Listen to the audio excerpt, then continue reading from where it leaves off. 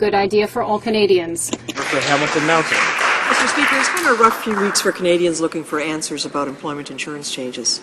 They are still waiting for the Conservatives to say what suitable employment really means, to explain how communities relying on seasonal industries will be affected, to explain whether they're even taking into account the difficulties facing youth, minorities, and the disabled in finding jobs.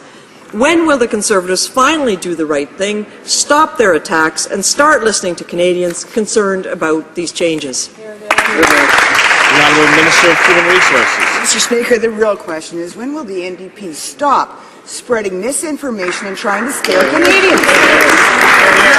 What we're doing, Mr. Speaker, is giving those people who have lost jobs through no fault of their own help in finding jobs within their skill sets, within their geographic area.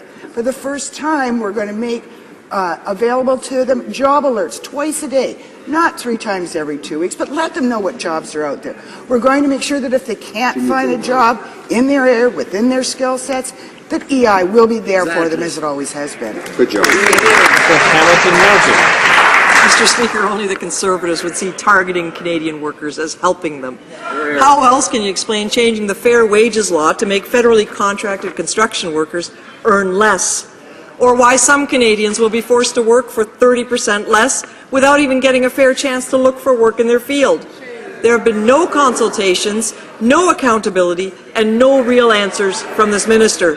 Mr. Speaker, these EI changes are a mess. When will the minister finally admit that this is flawed legislation that needs to go back to the drawing board? The Honourable Minister of Human Resources. Well, Mr. Speaker, these changes are actually common sense.